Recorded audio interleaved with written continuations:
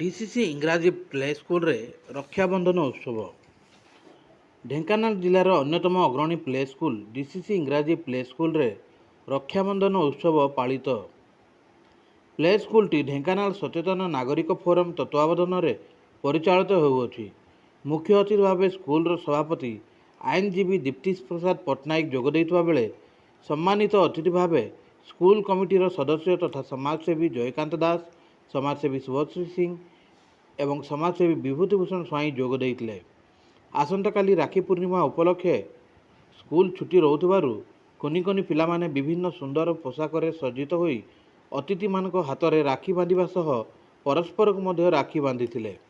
ରୀତିନୀତିର ସହିତ ଫୁଲ ଚନ୍ଦନ ଲଗାଇ ମିଷ୍ଟାନ୍ନ ଖୁଆଇଥିଲେ।